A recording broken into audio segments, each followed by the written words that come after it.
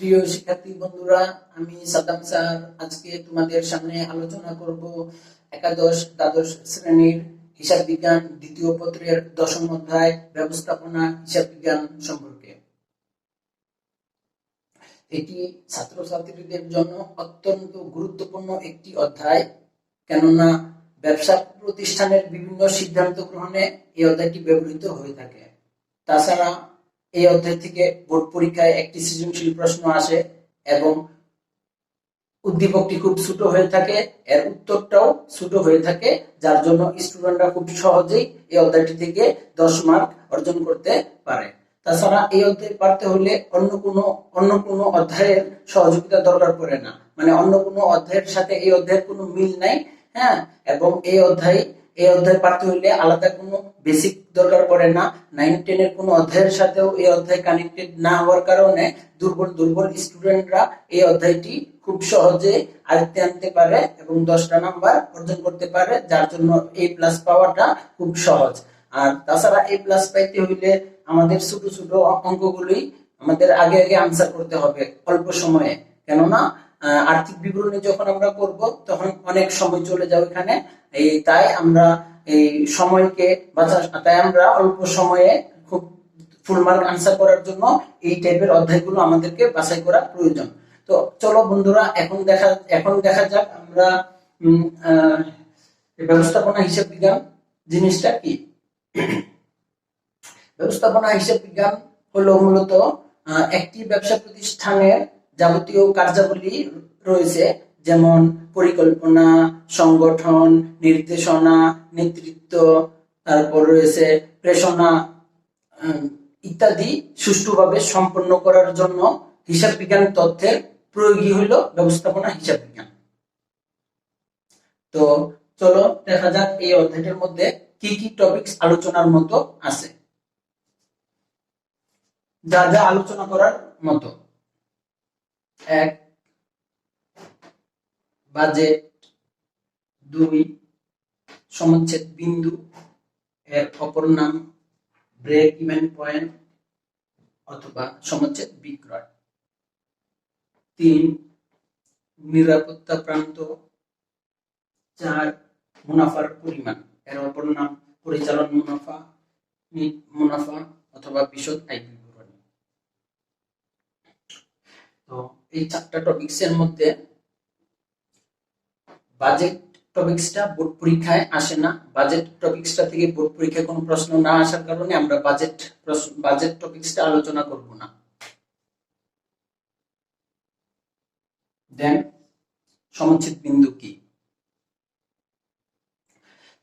সমচ্ছেদ বিন্দু হলো একটি ব্যবসা প্রতিষ্ঠানের সমচ্ছেদ বিন্দু হলো যে বিন্দুতে বা যে অবস্থায় একটি ব্যবসায়ের আয় ও ব্যয় সমান থাকে তাকে সমচ্ছেদ বিন্দু বলে। আমি আবারও বলতেছি, যে বিন্দুতে বা যে অবস্থায় একটি ব্যবসায়ের আয় ও ব্যয় সমান থাকে তাকে সমচ্ছেদ বিন্দু বলে। এর অপর নাম ব্রেক ইভেন পয়েন্ট অথবা সমচ্ছেদ বিক্রয়। একটা উদাহরণের মাধ্যমে আমরা দেখব সমচ্ছেদ বিন্দুটা কিরকম। তো মনে করো একটি ব্যবসা প্রতিষ্ঠানের 100 টাকার ব্যয়ে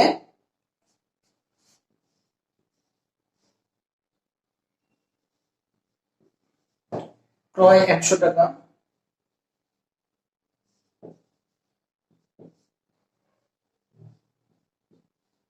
বিক্রয় 100 টাকা।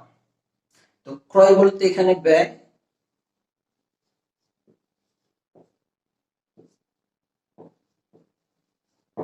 আর বিক্রয় বলতে এখানে আয়কে বোঝানো হইতেছে। তাহলে 100 টাকার ব্যয়ে 100 টাকা আয় হয়েছে, যেখানে আয় এবং ব্যয় সমান, একেই বলা হয় সমচ্ছেদ বিন্দু। এবং এটি একটা ব্যবসা প্রতিষ্ঠানের মালিক খুব জানতে চায়, কেননা তার ব্যবসায় আয় ও ব্যয় সমান থাকে কোন অবস্থাতে, এটা যদি সে জানতে পারে তাহলে সে পরবর্তী ধাপ নিরাপত্তা প্রান্ত যে টপিকসটা রয়েছে সেখানে সে যেতে চায়। তো চলো দেখা যাক এবার নিরাপত্তা প্রান্ত কি।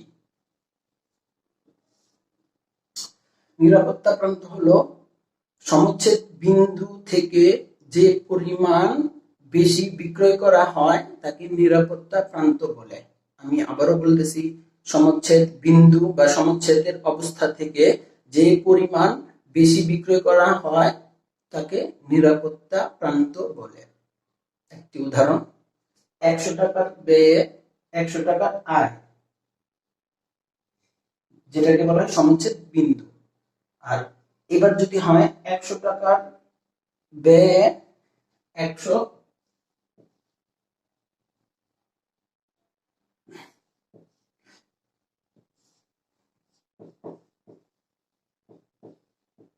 110 টাকা বিক্রয়, এখানে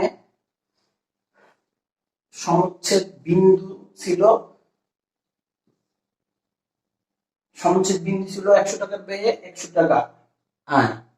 এবার এই 100 টাকার বিক্রয় থেকে বেড়ে বা 110 টাকা হলো, যেখানে 10 টাকা বেশি বিক্রয় করা হয়েছে, ওই 10 টাকা কি বলা হয়? নিরাপত্তা প্রান্ত।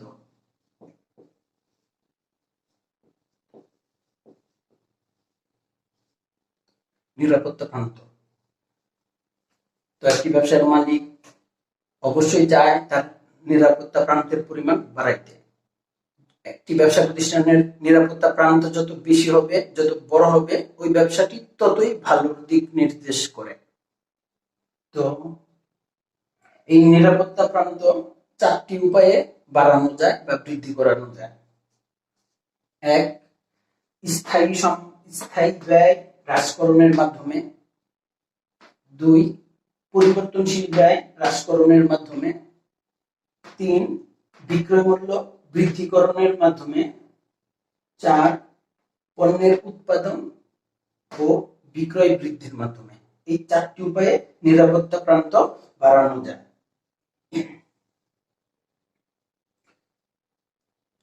তো এবার আমরা দেখব মুনাফার পরিমাণ। অবশ্যই মালিক তার মুনাফার সম্পর্কে জানতে চায়। তো মুনাফাটা প্রশ্নে 2-3 ভাবে চাইতে পারে, যে মুনাফার পরিমাণ বের করো, পরিচালন মুনাফা অথবা নিট মুনাফা বের করো, বিশদ আয় বিবরণী বের করো, এভাবে চাইতে পারে। তো মুনাফাটা কিভাবে বের করা হবে? যে সেটা হলো আয় থেকে ব্যয় বাদ দিয়ে দেখানো হবে। আয় থেকে ব্যয় বাদ দিয়ে দেখানো হবে, যেখানে আয় বলতে বিক্রয়কে বোঝানো হইতেছে। আমরা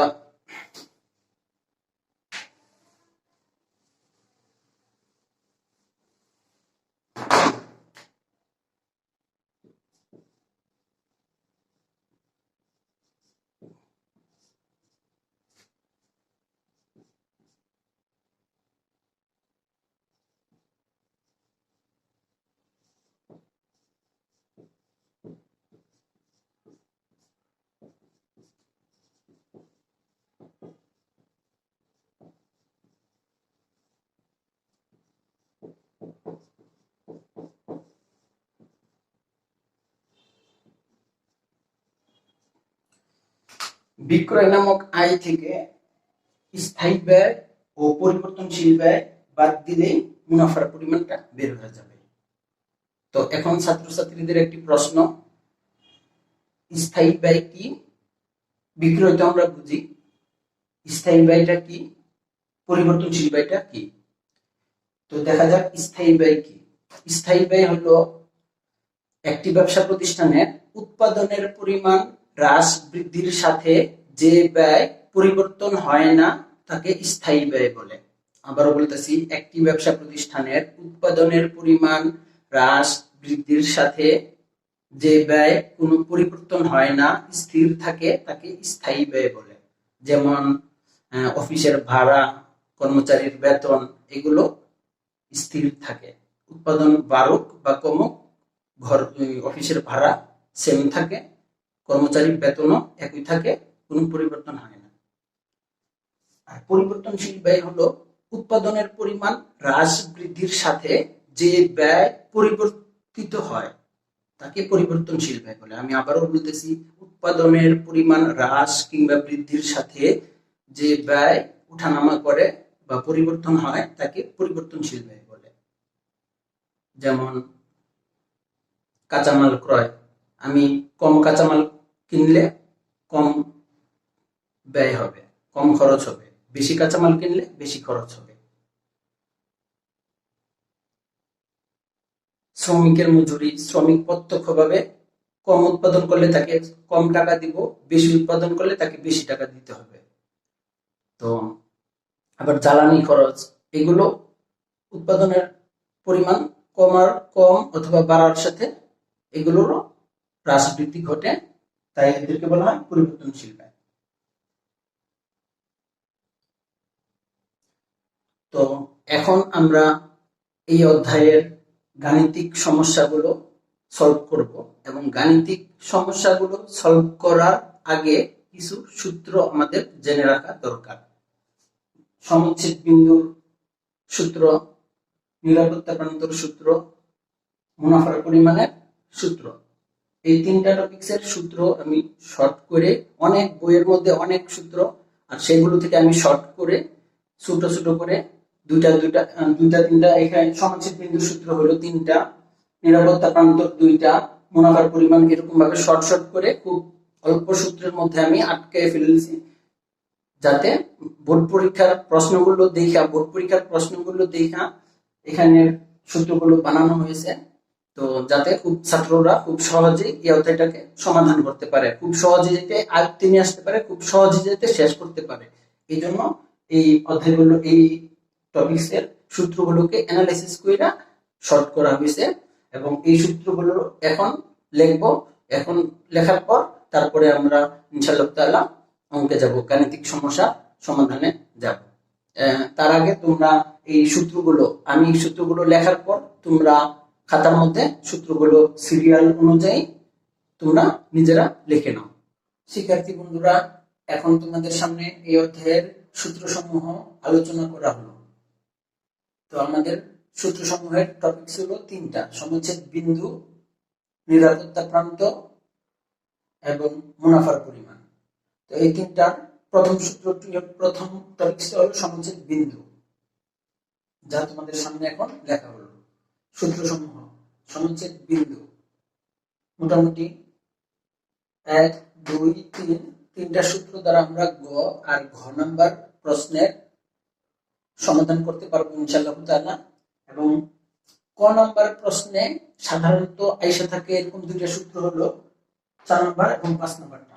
4 নাম্বার এবং 5 নাম্বার দুইটা সূত্র আমরা মূলত ক নাম্বার প্রশ্নের জন্য ইম্পর্টেন্ট। ক নাম্বার প্রশ্নে এই দুইটা সূত্র দ্বারা আইসা থাকে, এবং এই তিনটা প্রশ্ন দ্বারা গ বা ঘতে একটি প্রশ্ন এসে থাকে।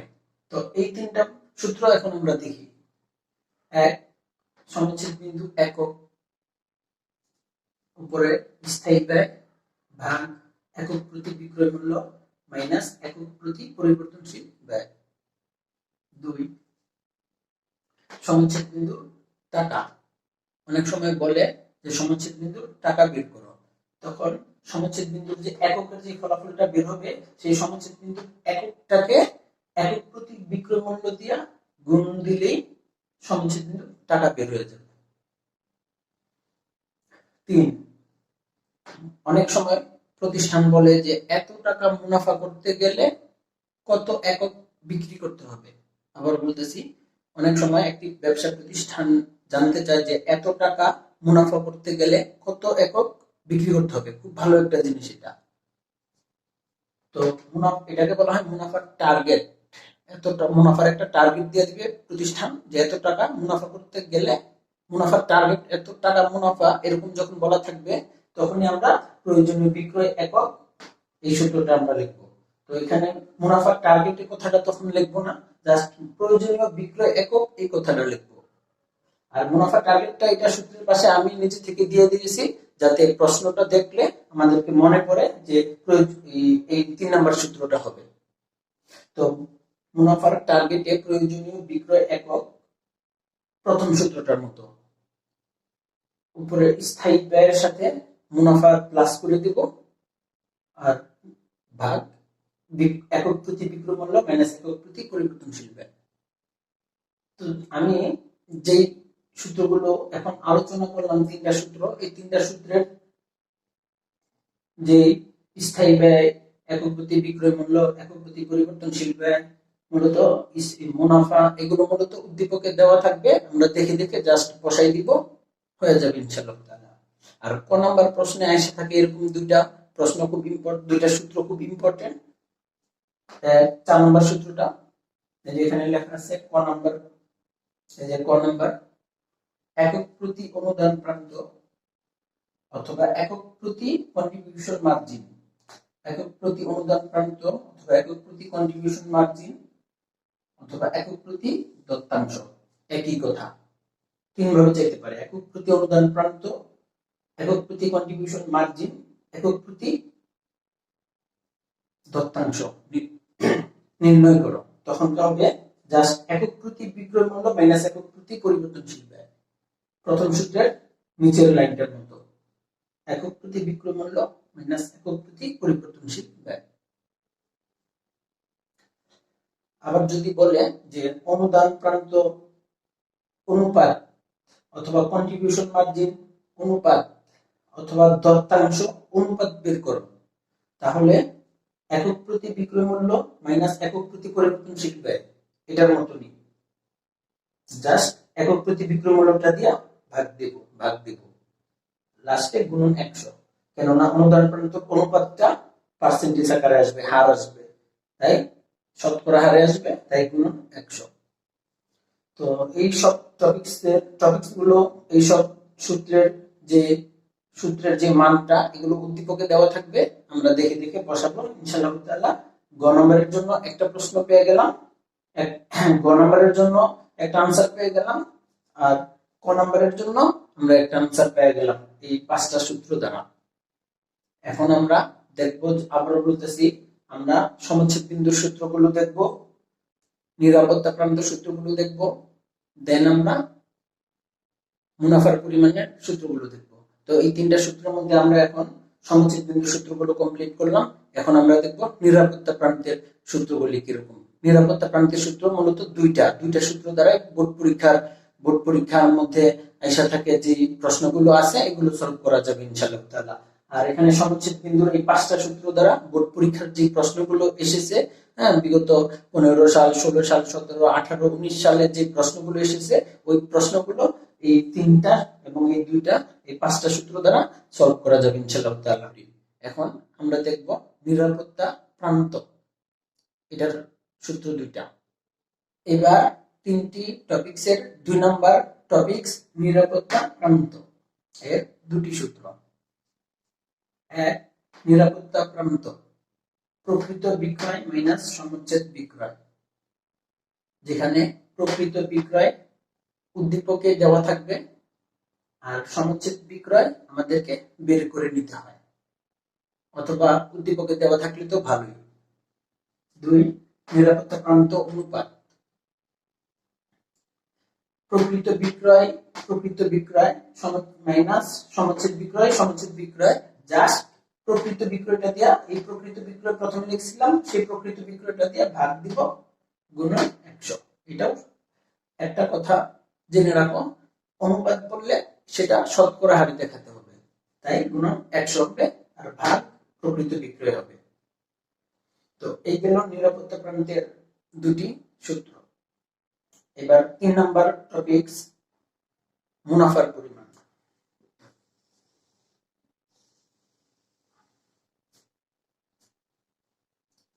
আমরা আগে বলছিলাম যে বিক্রয় নামক আয় থেকে 2টি ব্যয় মাইনাস করতে হবে, এক পরিবর্তনশীল ব্যয়, 2 স্থায়ী ব্যয়, এই 2টি ব্যয় আমাদেরকে মাইনাস করতে হবে। তো বিক্রয় যে টাকাটা, সেটা সমচ্ছেদ বিক্রয়ের টাকাও হতে পারে, আবার উদ্দীপকে দেওয়া থাকবে যে বিক্রয়, উদ্দীপকে দেওয়া থাকবে প্রকৃত বিক্রয়, সেই বিক্রয় টাকাও হতে পারে। তো সেটা থেকে আমরা পরিবর্তনশীল ব্যয়ের টাকাটা মাইনাস করব এবং স্থায়ী ব্যয়ের টাকাটা মাইনাস করব, এই 2টা উদ্দীপকে দেওয়া থাকবে। তো এখানে আরেকটা কথা, নিরাপত্তা প্রান্ত সেটা প্রকৃত বিক্রয় মাইনাস সমচ্ছেদ বিক্রয়। তো প্রকৃত বিক্রয়টা একক দিয়েও হতে পারে, আবার টাকা দিয়েও হতে পারে, এটা উদ্দীপকে থাকবে। একক, এখানে একক বসালে সমচ্ছেদ বিক্রয় একক বসাবো, এখানে টাকা বসালে সমচ্ছেদ বিক্রয়ে টাকা বসাবো, একক থেকে একক মাইনাস করতে হবে কিংবা টাকা থেকে টাকা মাইনাস করতে হবে নিরাপত্তা প্রান্ত যখন বের করব। আর নিরাপত্তা প্রান্ত অনুপাত সেটাও একই কথা, একক বসালে এখানে একক, এখানে একক, এখানেও একক। আর টাকা বসালে এখানে টাকা, এখানে টাকা, এখানে টাকা। এটা নির্ভর করবে উদ্দীপক যা থাকবে তাই, উদ্দীপকে যেটা থাকবে সেটাই আমাদের এখানে বসাতে হবে। আর বিক্রয়, সমচ্ছেদ বিক্রয় হতে পারে যেটা আমরা বানায় নিব, আর প্রকৃত বিক্রয় যেটা উদ্দীপকে থাকবে সেটাও হইতে পারে। তবে সমচ্ছেদ বিক্রয়ে যেটা আমরা বানায় নিব সেই সমচ্ছেদ বিক্রয়টা যদি এখানে বসানো হয় বা উদ্দীপকে যদি বলে যে সমচ্ছেদ বিক্রয়ের মাধ্যমে প্রমাণ করো যে মুনাফা 0, তখনকার এখানে সমচ্ছেদ বিক্রয়ের মাধ্যমে যদি বলে তাহলে সমচ্ছেদ বিক্রয়ের একক, সমচ্ছেদ বিক্রয়ের একক, এককের টাকাটা যখন বের করব তখনকার আনসার 0 আসবে। আবারও বলতেছি, সমচ্ছেদ বিক্রয়ের টাকাটা থেকে যখন পরিবর্তনশীল ব্যয় আর স্থায়ী ব্যয় মাইনাস করব তখন ফলাফল 0 আসবে। কিন্তু প্রকৃত বিক্রয়ের টাকাটা থেকে যখন দুইটা ব্যয় বাদ দিব তখন ফলাফল 0 আসবে না। তো এই গেল বন্ধুরা আমাদের 3টে টপিকস, 1 সমচ্ছেদ বিন্দু, 2 নিরাপত্তা প্রান্ত, 3 মুনাফা বা পরিচালন মুনাফা।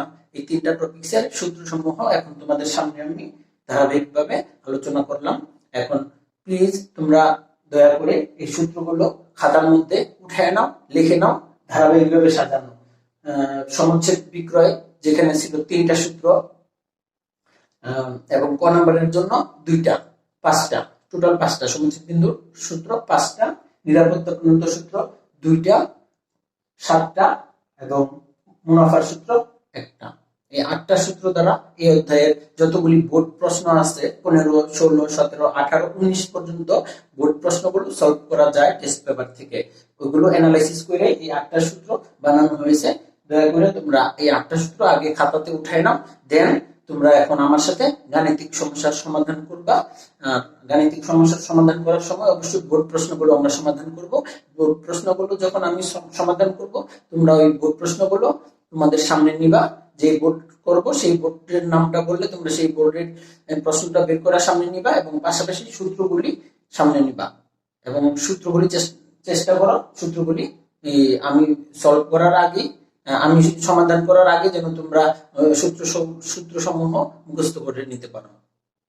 তো আশা করি তোমরা আমার লেকচারের সম্পূর্ণ ভিডিওটা তোমরা দেখেছো এবং আশা করি সূত্র সমূহ তোমরা মুখস্থ করবে ইনশাআল্লাহ তাআলা।